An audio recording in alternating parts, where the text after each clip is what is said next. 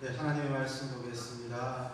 신약성경 베드로전서 4장 12절에서 14절 말씀입니다. 베드로전서 4장 12절에서 14절 말씀. 저희 성경은 신약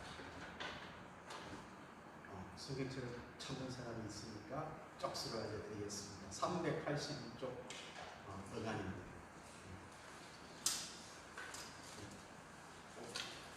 폰으로 보는 사람, 성경책을 찾는 사람이 점점 늘어나고 있어요. 예, 베드로전서 4장 12절에서 14절까지 말씀 제가 봉독해 드립니다. 사랑하는 자들아, 너희를 연단하려고 오는 불시험을 이상한 일 당하는 것 같이 이상히 여기지 말고 오히려 너희가 그리스도의 고난에 참여하는 것으로 즐거워하라. 이는 그의 영광을 나타내실 때에 너희로 즐거워하고 기뻐하게 하려 하니라. 너희가 그리스도의 이름으로 치욕을 당하니 복 있는 자로다. 영광의 영, 곧 하나님의 영이 너희 위에 계시리라. 아멘. 예, 여러분 반갑습니다. 2주 만에 뵙죠. 네. 잘 지내셨습니까? 네. 지난주에 통닭 먹어도 되고 그러더니 오늘도 통닭이네요. 네? 지난주에 못 먹었어요? 어떻게?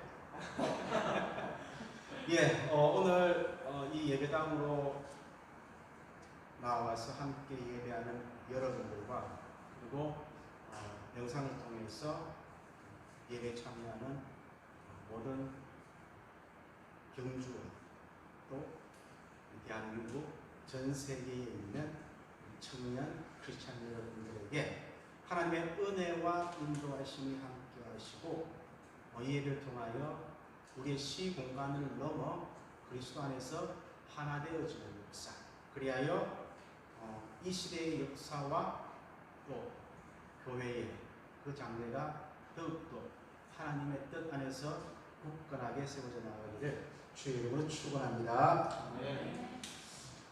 방송용으로 했는데 별로 감동이 없나 봐. 네.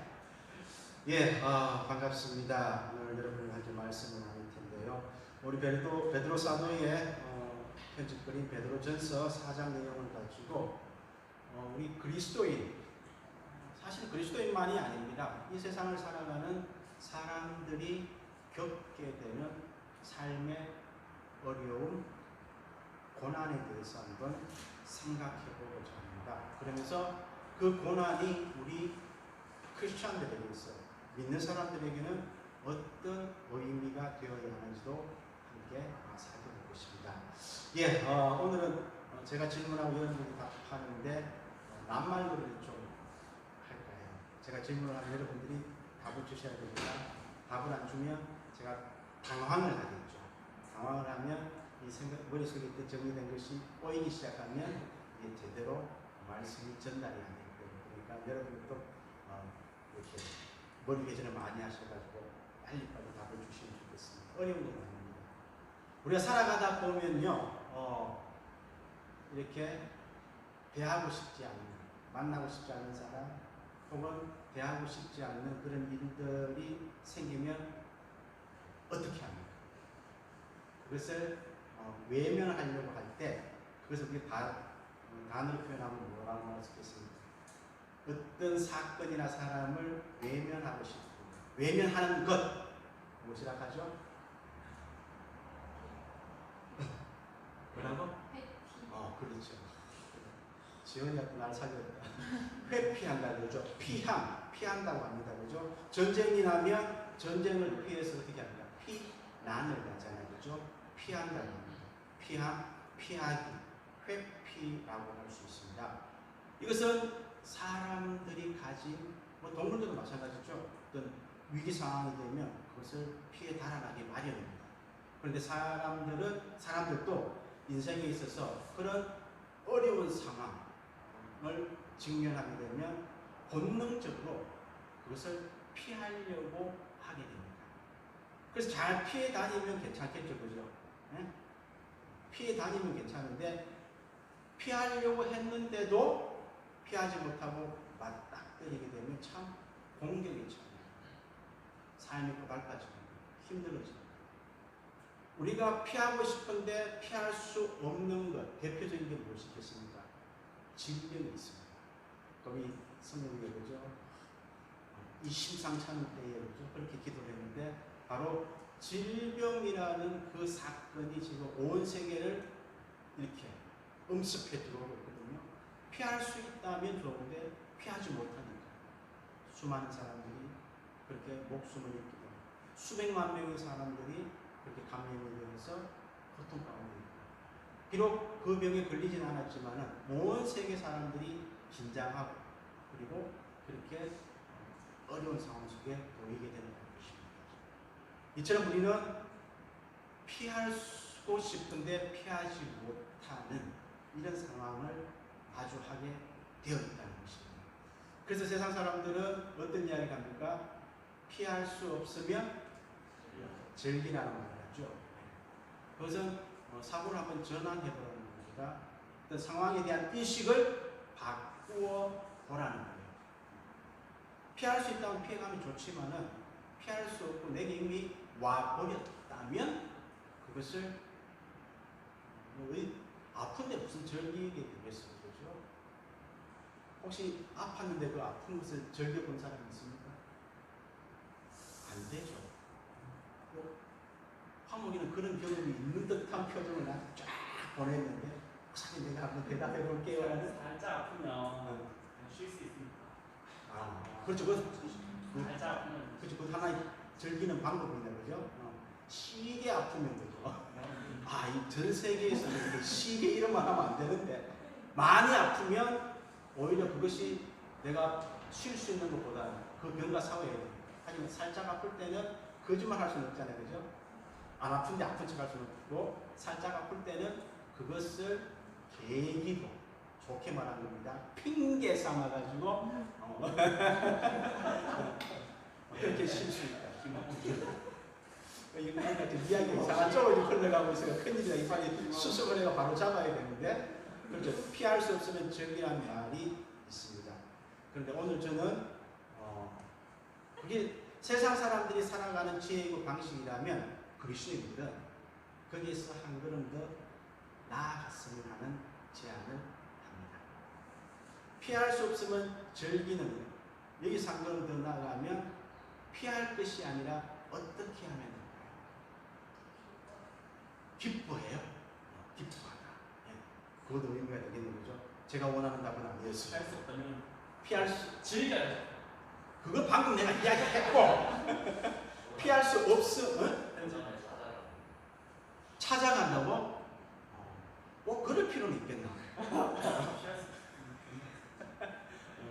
고난의 자리로 내가 찾아간다.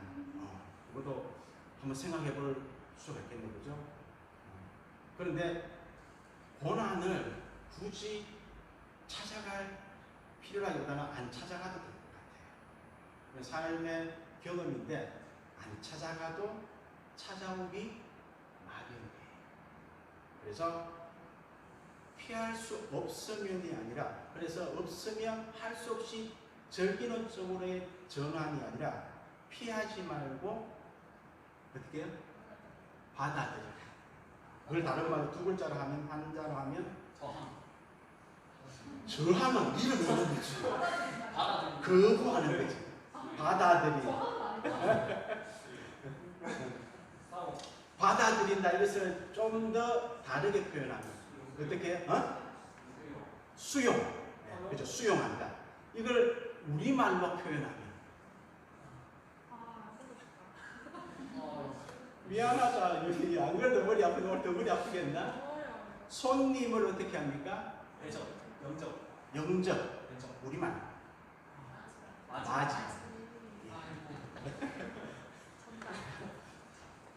예. 피할 수 없으면 즐기는 것. 그걸 넘어서는 게 뭐냐면 우리 형이가 말한 찾아가는 것과 아마 그 적극적인 삶의 자세에 있어서는 동일할 수 있을 것입니다. 아예 맞아들이는 것이 필요합니다. 그리스도인은 무엇을 맞아들여야 하냐면 고난을 맞이하고 받아들여야 합니다. 참 우리가 예수 믿고요, 교회 다니고 신앙생활하면 이 세상의 어려움들 겪지 않고 피해가고, 질병에서도 병도 걸리지 않고, 가난에서부터 벗어나고, 그리고 명예도 얻고 또 높은 자리에까지 올라가면 좋겠는데, 물론 그런 것들이 이루어지지 않는다는 것입니다. 그런데 그것보다 더 근본적인 우리 삶의 현실은 고난에 직면하는 것이고, 그 고난을 어떻게 받아들일 것인가, 어떻게 인식할 것인가가 우리 신앙인에 있어서는 가장 중요한 신앙의 태도입니다. 이 부분을 간과하면 흔히 말하는 우리 공산주의를 창시한, 그죠? 만든 마르크스가 말한 종교가 아편이다. 그 순간의 고통을 모면하기 위한 그런 환각이나 아편의 역할을 하지, 고난을 직면하지 못하면 그저 종교적인, 이 세상에 수없이 많은 종교들 가운데 하나가 기독교로 전락할 수가 있습니다. 그런 현상들이 곳곳에서 나타납니다. 한국에서 마찬가지고요. 교회가 비대해집니다. 물질이 쌓여갑니다. 하나님의 뜻, 기독교의 정신, 그 속에 담겨있는 그런 주님의 행하신 모범들, 이런 것들은 점점 퇴색되어져 가버리고 그저 교회의 그 자체의 유지를 위해 그러한 종교적인 단체로 가버립니다. 어쩌면 고난을 직면하지 않고 즐기지도 않고 아예 피하려고 하는 현상이라고 할 수 있습니다. 제가 그냥 한국 교회라고 이렇게 뭉뚱겨서 비판하니까 여러분들이 그 비판에서 저도 마찬가지지만 자유로울까요? 그렇지 않다는 것입니다. 우리 각자를 돌아보아야 합니다. 그리고 나는 그 고난 앞에서 어떤 삶의 자세를 취합니다. 피하고 다녔던가, 피할 수 없다면 어쩔 수 없지만 즐기려고 하는 그런 정도의 수동적인 수용을 했던가, 아니면 한 번 더 나아가서 맞이가 그리고 찾아가는 방법도 있어. 하나님 주신 소명을 붙잡고 하나님의 사명을 이루기 위해서 그 고난의 현장으로 나아가는 삶도 있다는 것입니다. 저처럼 고난을 맞이하려고 하는 신앙의 태도 꼭 필요합니다. 이게 왜 필요한 것입니까?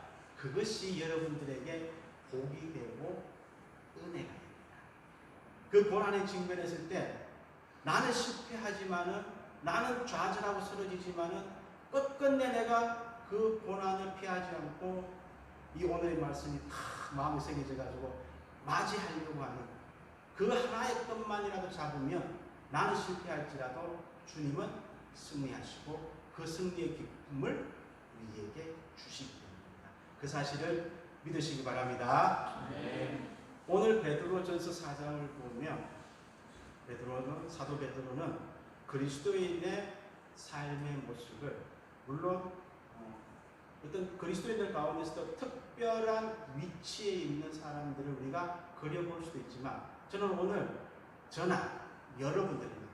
그저 이 시대에 살아가는 평범한 크리스찬, 그리스도인들을 대상으로 이 말씀을 한번 들여다 보았습니다. 그러면 이 말씀이 오늘 우리에게도 유효하다. 베드로가 이야기합니다. 사랑하는 자들아 하면서 곧 이어서 너희들에게 불시험이 있다라고 이야기합니다. 불시험해가지고 아주 특별한 것으로 생각하실 필요가 없습니다. 어떤 이들만 받는 아주 특별한 고난, 저는 그렇게 보지 않아요. 이 시대를 살아가면서 그리스도인이라는, 그러니까 우리 오중 형제가 그죠? 내용은 모르겠지만은 한 주간 힘들었지만은 그 힘듦을 지나오니까 결론이 뭐가 나왔습니까? 하나님께 감사하는 거죠. 이런 것처럼 여러분들 각자 삶의 자리에서, 그 삶의 현장에서 생겨나는 마음들, 일어나는 상황들, 마주하게 되는 그런 모든 일들이 저는 이 사랑하는 자들에게 주어지는 불시험으로 그렇게 여겨도 된다라고 생각합니다.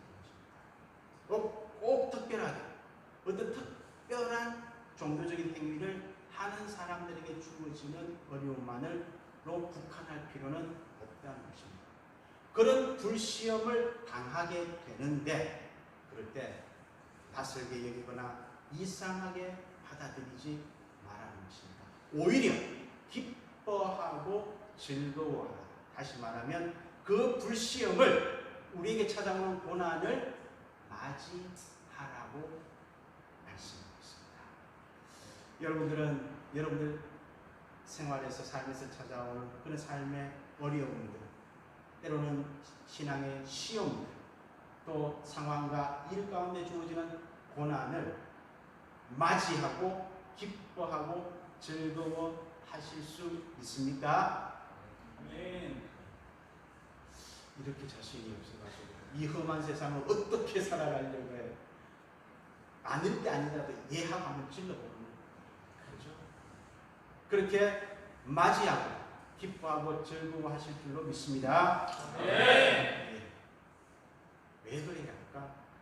사도 베드로는 명확하게 이야기하고 있습니다. 너희들이 받는 그 고난은 이 세상과 사람들과 모양은 비슷해 보이지만 질적으로 다르다는 것입니다.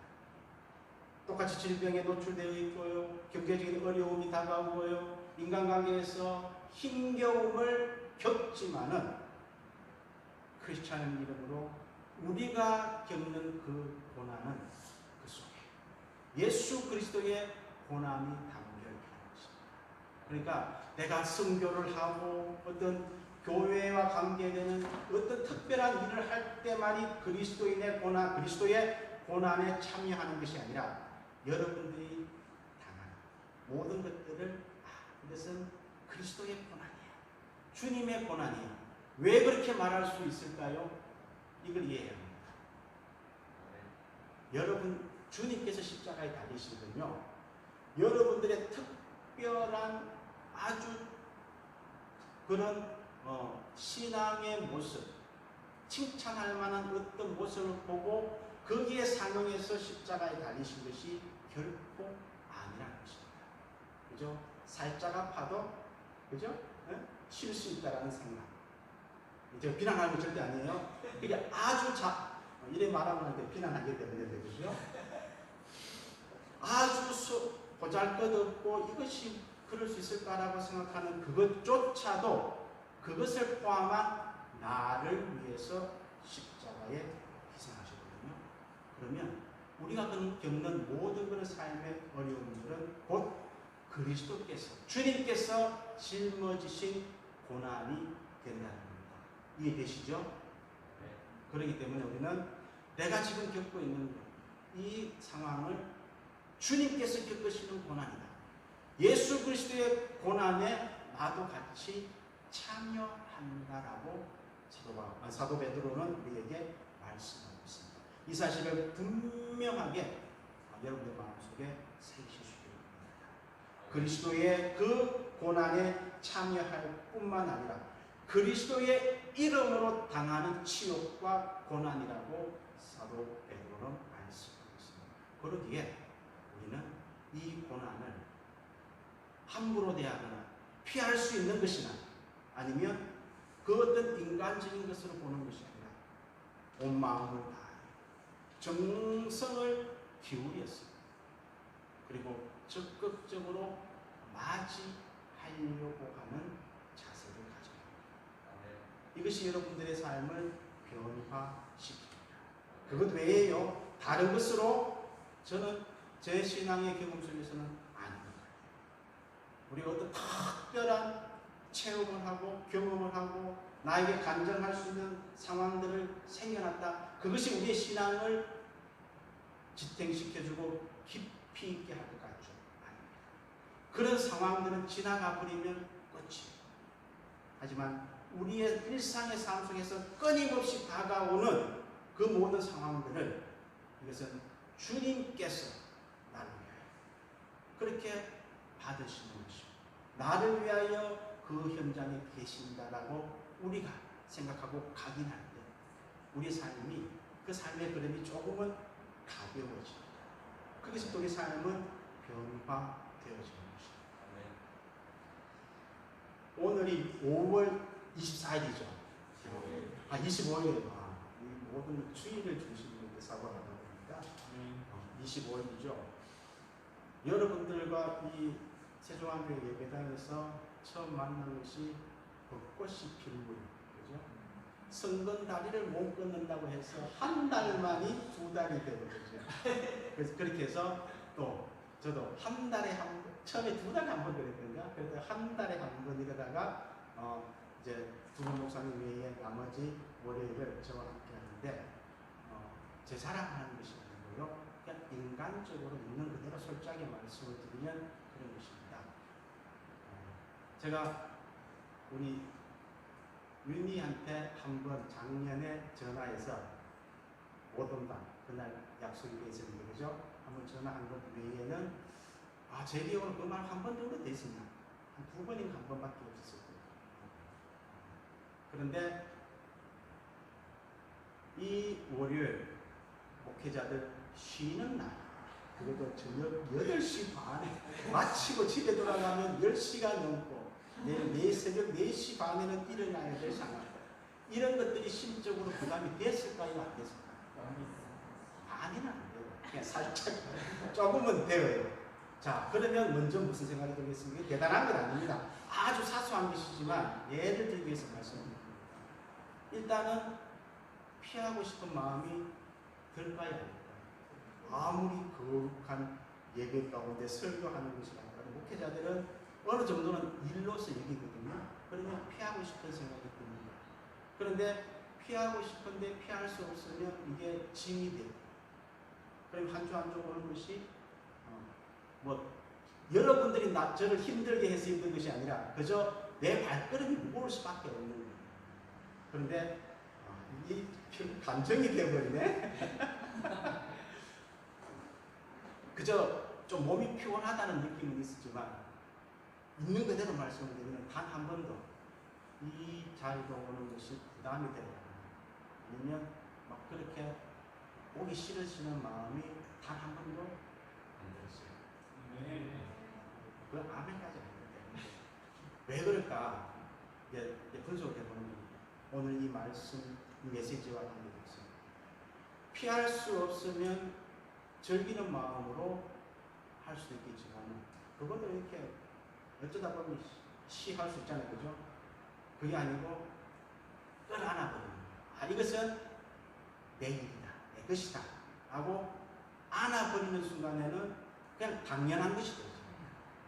그러니까 와서 오늘처럼 제가 좀 큰 목소리로 부를 수 있는 찬양을 하면 이제 힘들어져요. 지금 목소리 좀 약간 쉬었죠, 그죠? 그런 것 외에는 정말 즐거움으로, 기쁨으로 그렇게 함께 하게 되구나. 일종의 맞이합니다. 그래서 여러분들도 그렇게 맞이하려고 하는 그런 삶의 자세, 신앙의 자세를 가져야 합니다. 그 자리가 바로 여러분들의 자리예요. 고난을 맞이하려고 하는, 그래서 그 고난이 올 때 한 걸음 나아가서 두 팔을 벌리고 맞이하려고 하는 그 자리가 여러분들의 자리가 되는 것입니다.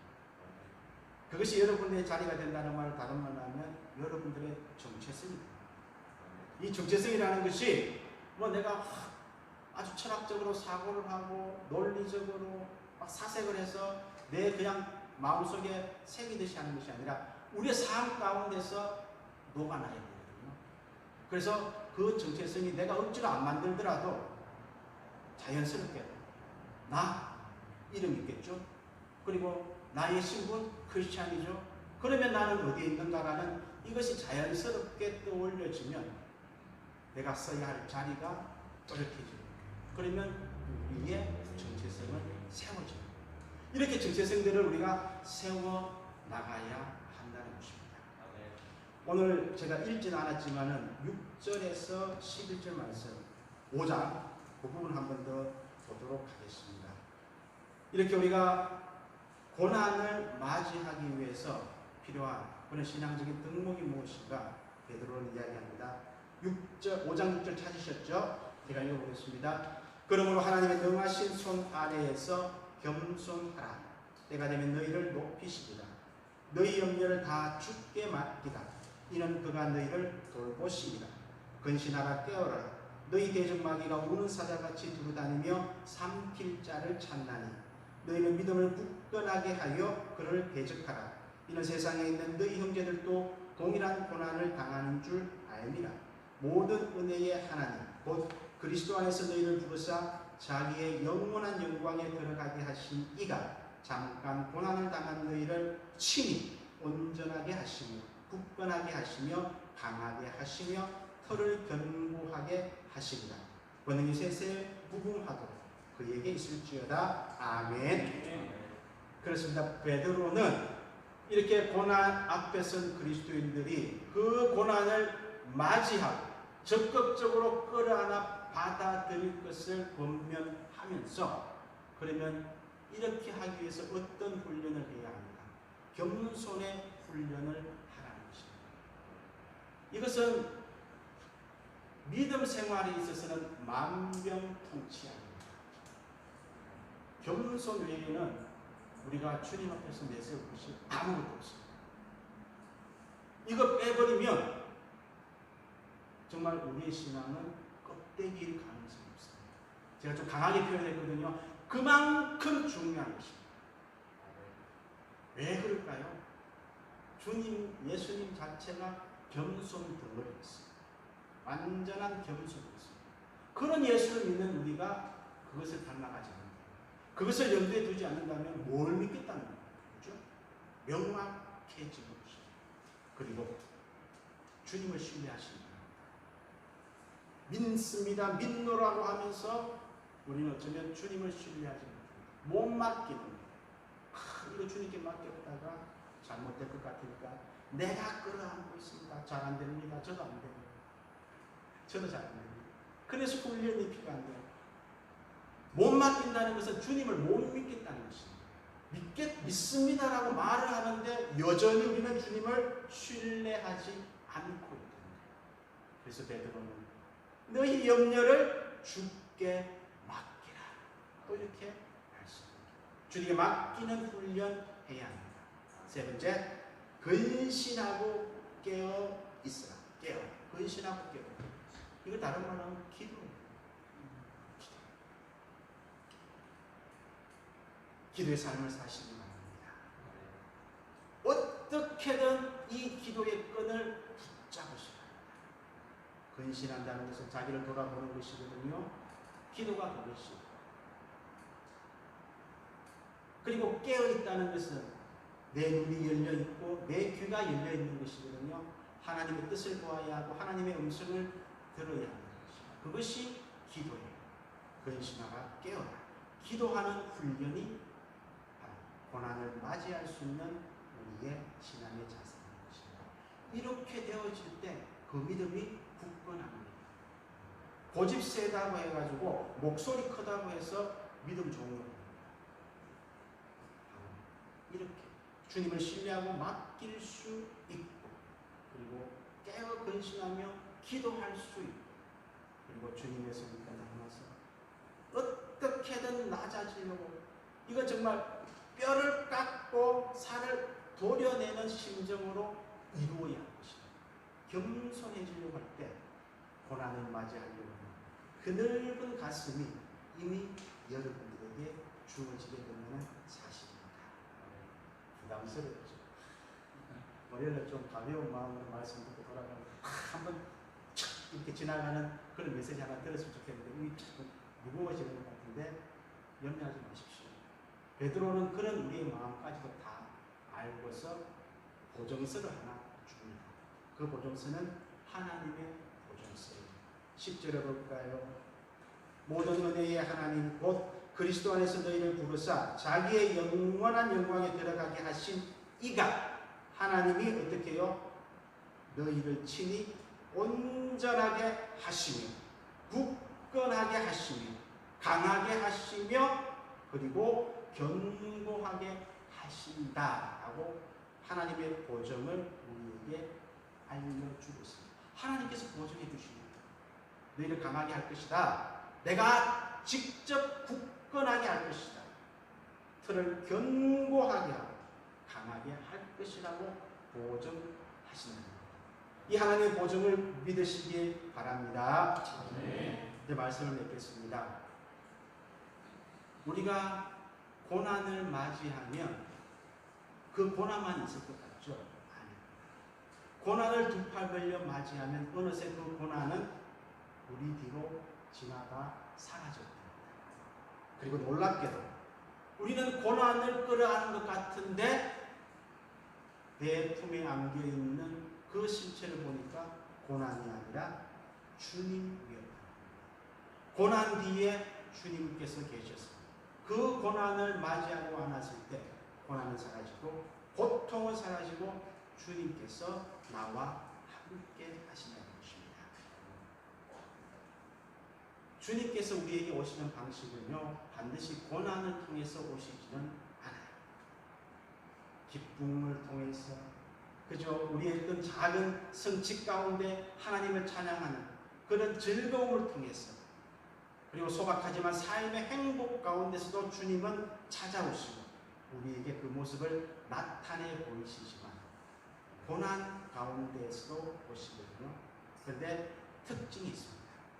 우리가 행복하고요, 즐겁고 기쁘고 어떤 성취를 이뤘을 때는 반드시 주님이 그 뒤에 오신다라는 보장이 없습니다. 왜? 내 욕심이 앞서고 내 자아가 앞서고 내 고집이 앞섰을 때는 주님은 어쩌면 그런 상황은 외면하실지 몰라요. 그런데 놀랍게도 내가 어떤 상황과 처지에서 겪는 고난이든 고난이 올 때는 반드시 그 고난의 뒤편에서 주님께서 오고 계신다. 그러기에 우리는 담대하게 이 고난을 헤치고 그 자리에는 분명히 주님께서 계신다라는 그 사실을 믿으시고 고난을 가지하고 그러면서 변화되어지는 여러분들의 삶, 믿음이 되시기를 주의 이름으로 축원합니다.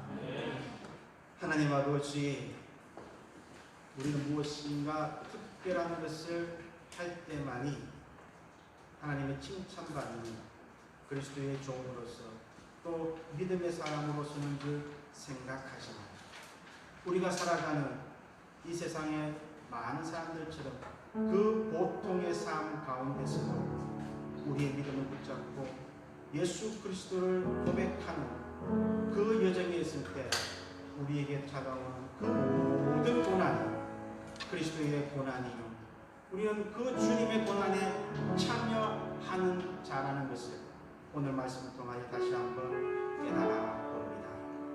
그리고 그 고난 뒤에는 반드시 우리 주님께서 오셔서 이 고난을 맞이하는 우리에게 그 고난을 물리쳐 주시고 우리의 품으로 우리의 곁으로 다가오심을 믿고 담대하게 이 세상을 살아가는 우리 복된 청년들, 복된 예배 참여자들 될 수 있도록 축복하여 주옵소서. 감사드리고 예수님의 이름으로 기도드립니다.